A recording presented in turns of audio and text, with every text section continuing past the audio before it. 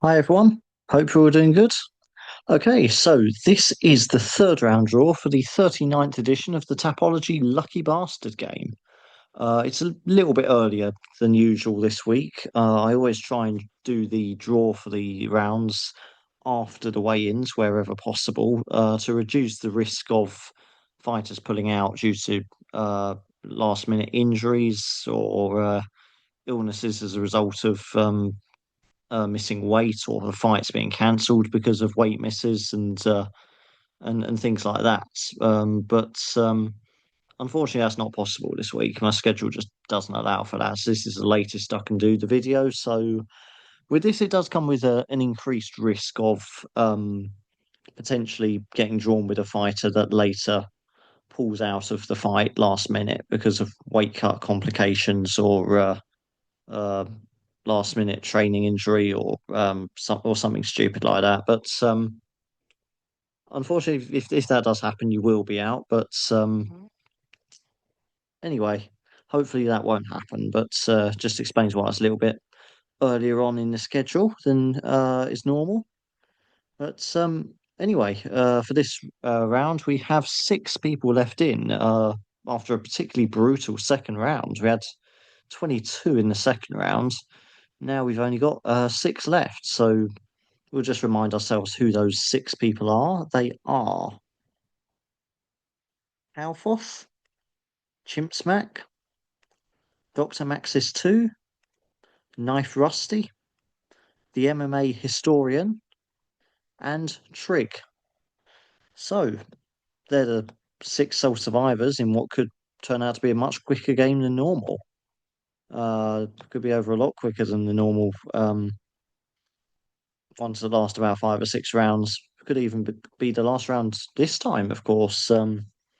If there's only one person as a winning fighter, or if unfortunately you all end up with losing fighters, then the wheel would be declared the winner, like it was in the last game. But hopefully it doesn't come to that. Hopefully we do have at least one winner, or of course two or more have winning fighters. They'll be through to the fourth round. For this third round, we've got UFC 330, Islam Makhachev versus Ian Machado Gary. And this is, of course, Islam's first defense of his welterweight title after beating Jack Della Maddalena for the belt. And he should be a heavy favourite for it because he's arguably he is in the conversation for the best MMA fighters of all time. There's always going to be the comparisons with Khabib, of course. Some feel he might have surpassed Khabib's legacy. I personally believe he has already. But whereas if you believe Khabib to be the greatest of all time or not, for me it's still PSG, not PSG, GSP. Again, fucking muddled up with football club there. Georges Saint Pierre. Um, but uh, but anyway, regardless of that, he's an incredible talent. He's definitely up there in the conversation. And Ian Machado Gary, obviously, he's coming into this in great form, very tough fighter. Uh, he's never been stopped in his career. That's probably the main takeaway. And even that one loss decision was against Shavat. And even that was a last minute fight, if I remember rightly. So can't really hold that against him. And I think in a lot of fighters in welterweight division, I think if anyone besides Makachev was holding the belt, he'd have a seriously good chance of being the champion. He's already beaten the previous champion, Bilal Muhammad, of course, in a previous fight. So if in a hypothetical scenario where Makachev stayed at lightweight, then there's a good chance of Gary being the champion. But in this case, I still think Islam Makhachev takes this one. It'll be a unanimous decision, I feel, in my opinion, and because even someone as good as Makhachev, I can't see him finishing Ian Gary. But anyway, we'll see what transpires anyway on Saturday night. But of course, you're not here to see who you're listening to my brand was here to see who you're going to get drawn with. So without further ado, let's get on with the first round draw. First up is Calfoth. So let's see who the wheel's got in store for Calfoth.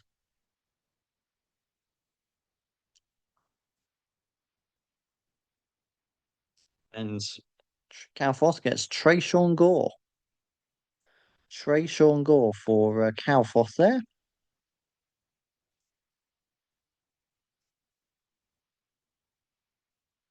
As up against UFC veteran Vincente Luque, of course. And Luque should be the massive favourite for this, in my opinion. I know obviously he's older, but it's just the sheer difference in experience. It just seems like a complete mismatch. I know normally it's a case of the UFC like to feed their veterans to the up and comers, and as a sort of passing of the torch moment, but I don't feel this is going to be the case here. To put you in perspective, just how different the the experience gap is. Vincente Luque, he is 24 wins, 12 losses, one draw in his MMA career, compared to Trayshawn Gore's 6 wins and 4 losses. Uh, Gore's had 10 fights in his career. Luque, let's see, that is 24, that's 37 fights. 37 fights compared to 10 fights. It's a ridiculous difference between the two. I mean, Luque's had more UFC wins than Gore's had career fights. Uh, but enough about the difference in experience anyway. It's Luque's still getting the results. He won by submission against Kelvin Gastelum in last time out, and is still a very, very dangerous fighter. Uh, very entertaining fighter too. Um, he has been stopped before. He has been knocked out. Has been submitted, but I just don't think Trayshawn Gore is going to be the a guy that's going to stop him. Gore has a few sort of brownie points to his name, I suppose. He's 7 fights in the UFC, so he's proved he's can compete at this level, even if he's 3 and 4 in the promotion. He can hang around in the UFC, and he did win his last one by submission against Azamat Bekaev. But which, to be fair, that was a fight I don't think he was fancied to win at all. Given he was on a 2 fight losing streak, I'm pretty sure I picked before that. I'm pretty sure I picked Spikoev to win that particular fight, but it's I suppose in a way a bit of a backhanded compliment getting that win, isn't it? Because now he's got to fight uh, a true veteran of the sport, and I think he's going to come up short. So I think Calforth is going to need a lot of luck here to get through. Um, I feel like he almost might be as good as out. I'm sorry to say it, but that is that is a very unfortunate one to get drawn with. Okay, so Chimps Mac is up next. Let's see if the wheel will look upon him with a little bit more favour.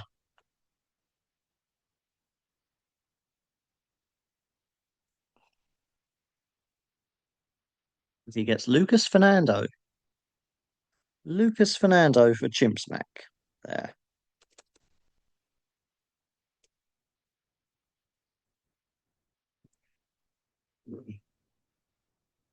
And Lucas Fernando, obviously against Rafael Tobias. Fernando making his UFC debut in this fight after impressing in the LFA, 8 wins, 1 loss in the LFA, and obviously the former champion there, of course. Um, Very powerful fighter, looks for early knockouts.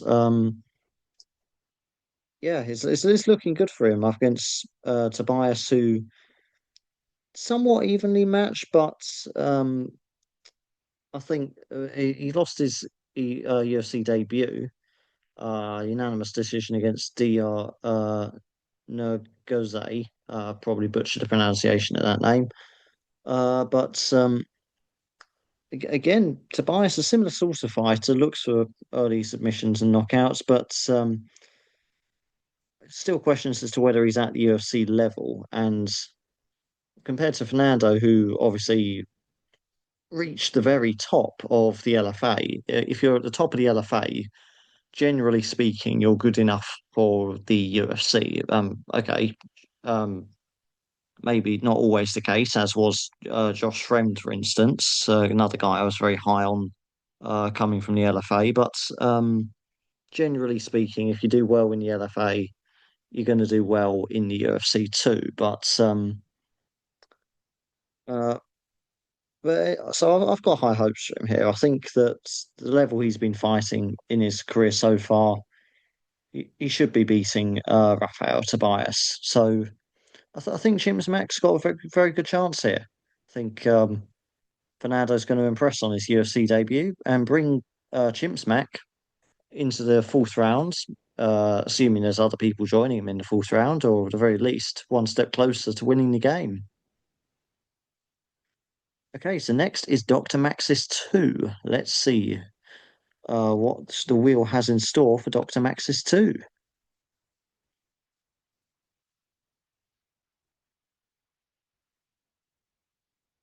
And it's Dustin Stoltzfus for Dr. Maxis 2. Dustin Stoltzfus.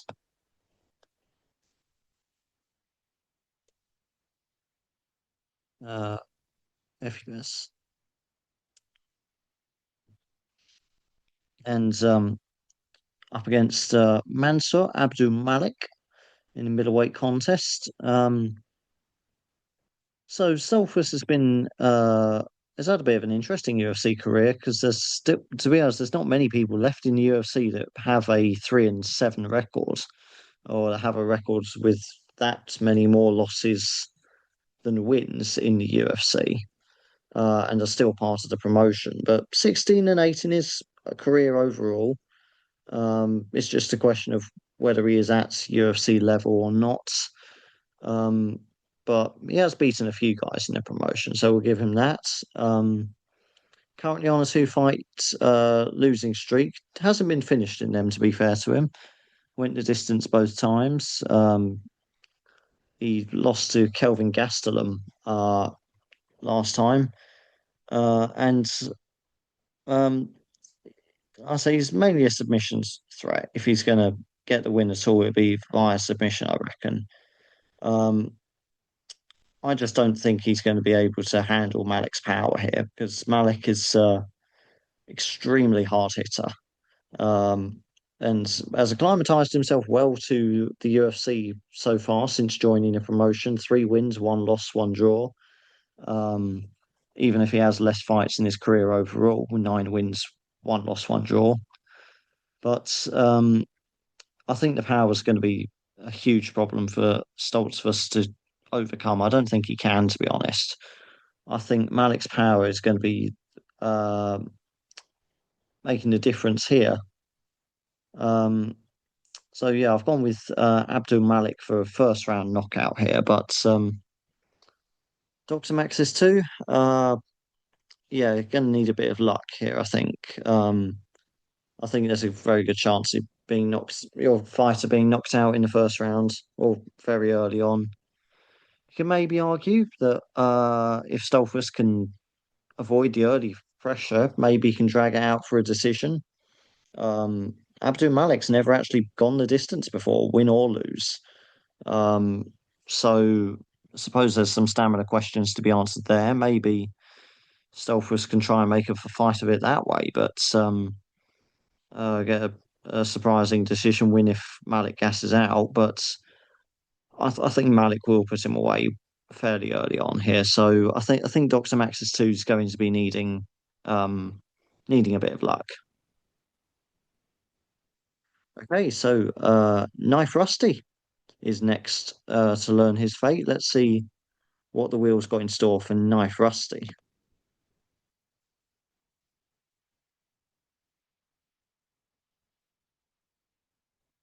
And it's Mackenzie Dern for Knife Rusty.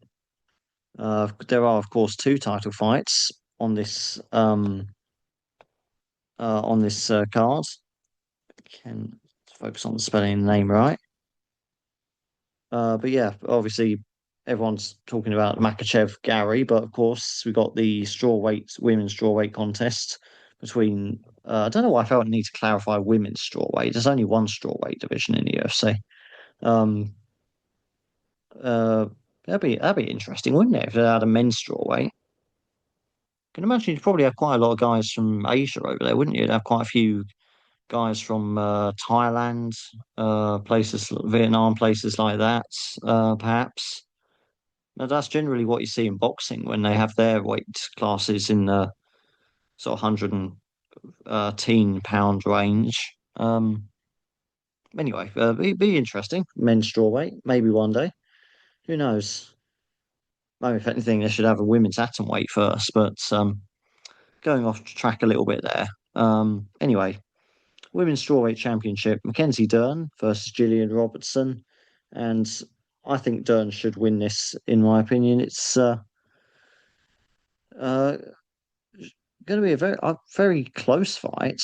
I think it's not a certainty, but I think Dern should be the slight favourite. They're quite a similar stylistic matchup, Dern and Robertson.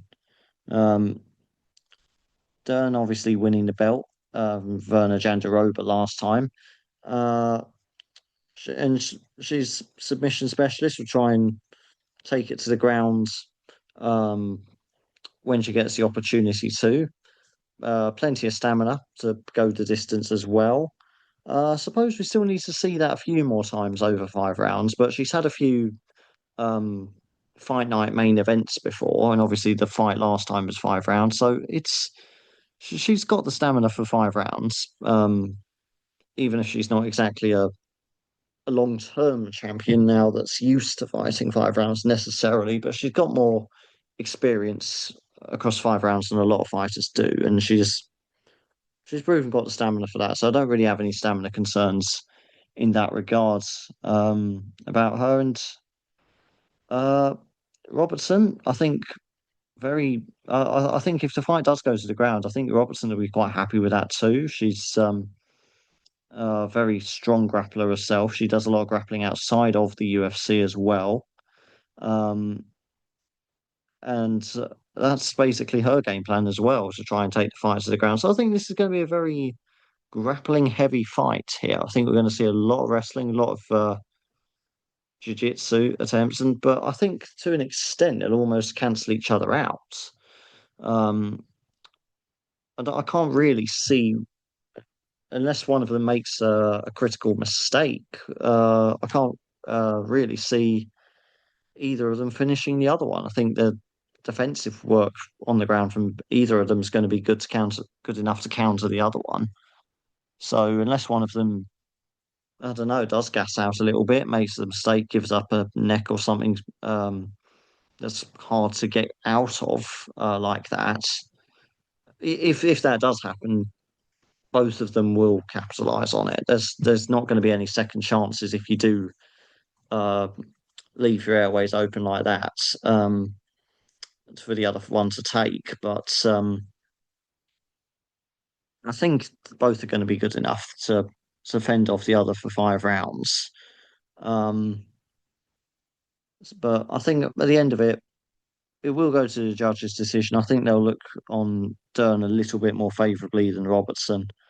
Um, it's a bit of a toss-up. It's certainly not a free ticket into the next round by any means. Knife Rusty probably going to have to hold tight for 5 long rounds to find out if they're going through, but I think they will in the end. Okay, the MMA historian is the next to learn his fate. Let's see who the MMA historian is going to be drawn with.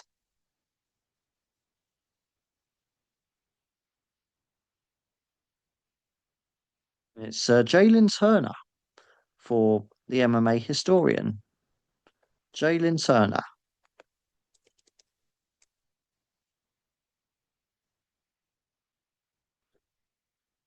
And he's up against Cor Fernandez.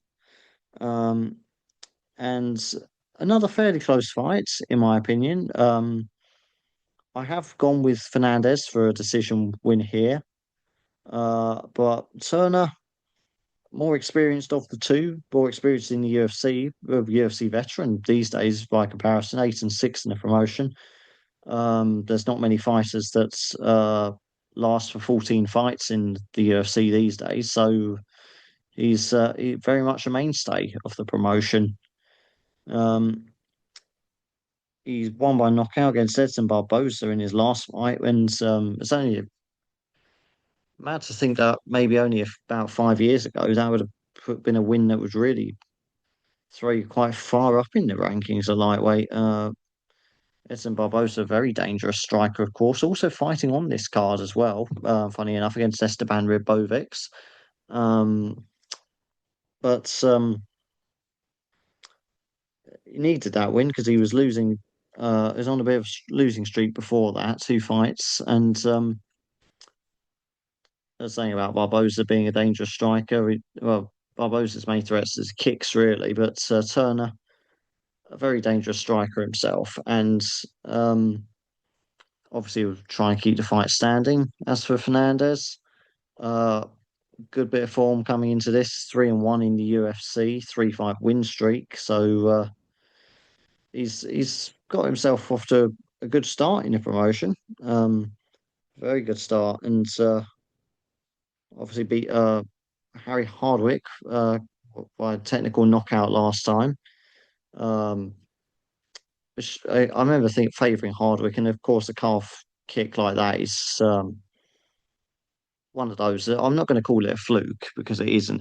That would be wrong to call it a fluke, but it does take a little bit of luck because you don't see too many fights ending by a calf kick, as it's more injury dependent rather than a sort of straight knock your lights out kind of finish. But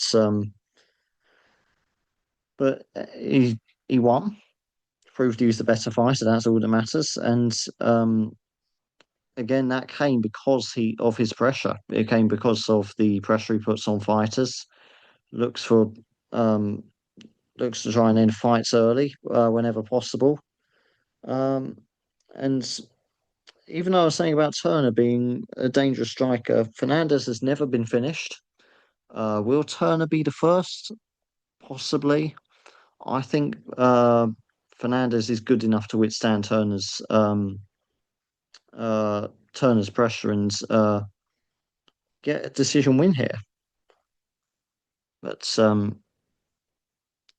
obviously, that's not what the MMA historian wants to hear. But it's not out of the realms of possibility that Turner could potentially find a shot that lands and ends the fight early. I think that's probably his best chance of getting through um, if he is to go through in this round. Okay, so we're on to our last fighter already. It's Trig. Let's see who Trig is going to be matched with by the wheel.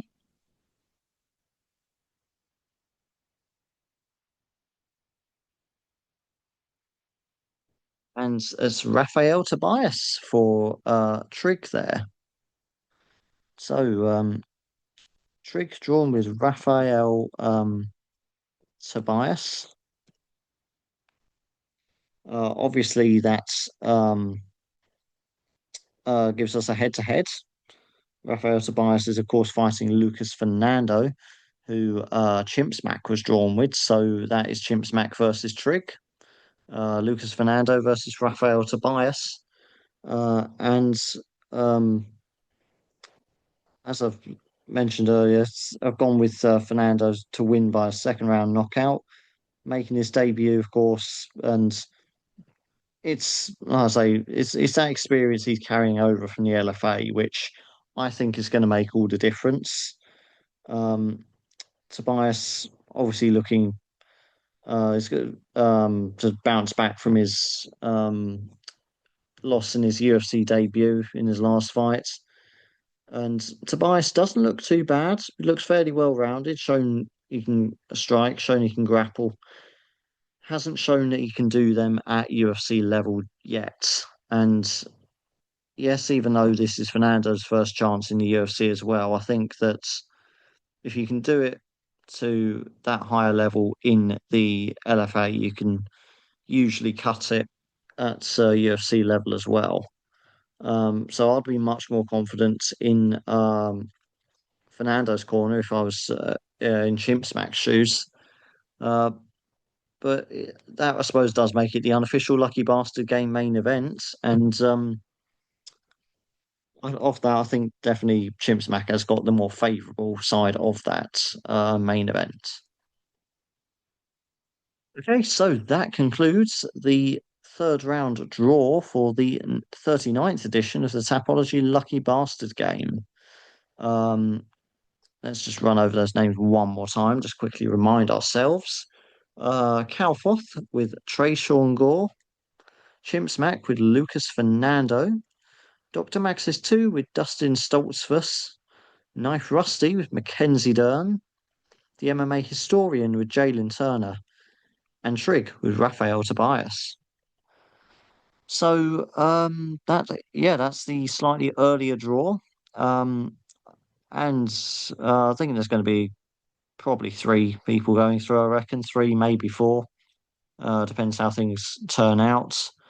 Obviously, there is the increased risk of having, because I've done this earlier, there's a few more days for things to go wrong, a few more days for a fighter to pick up an illness, pick up an injury, suffer a complication from a weight cut. Maybe one of the guys that has just been drawn for one of you guys is secretly dying right now because of the insane weight cuts fighters put themselves through behind closed doors. Hopefully, that's not the case.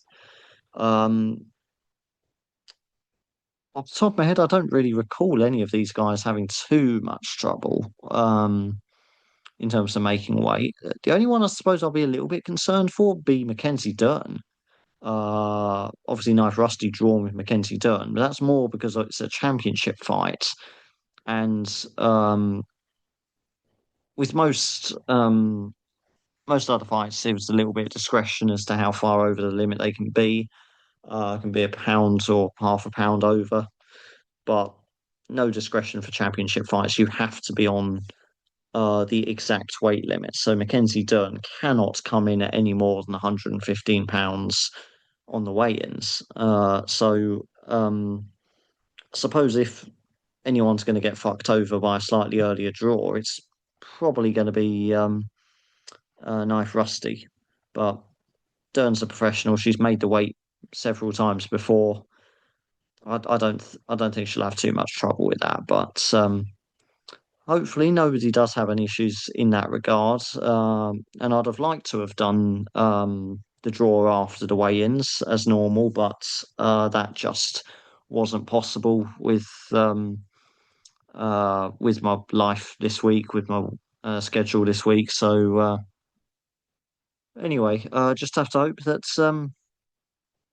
nothing untoward happens because of weight cuts and shit like that. So I suppose in a way it could also maybe work the other way. If you've got a massive underdog, if the favourite you're fighting against has to pull out and the backup fighter steps in last minute, that will increase your chances of going through.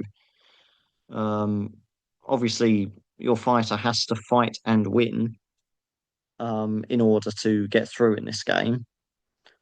Um, just to clarify, if one of you guys does, if you as long as your fighter still fights this week, it will still count in the game. You'll still be in it, even if their opponent changes. Um, if your fighter you've been drawn with has to pull out, you're out. If the fight gets cancelled completely or rescheduled to next week or something like that, then again you're out. But if your fighter's absolutely fine to fight and the backup fighter's okay to fight and it's just the original opponent that changes, then you're still winning with a chance. But these are the rules that are always in place, by the way. It's just obviously uh, by doing the draw after the weigh-ins, it significantly reduces the risk of that happening. But although, of course, there have always been people that have been caught out by it in the past. But Just sort of clarify that now, given that this is more of a risk this week than it is most other weeks. But all that leaves me to say is best of luck to all of the fighters on the card, not just the ones drawn in the game, with their final preparations for this week. Good luck to you guys in the game. Good luck to everyone, um, all the users on Tapology for their picks this week. And if you've got any real money on this, then good luck with those bets. But until next week, so long for now.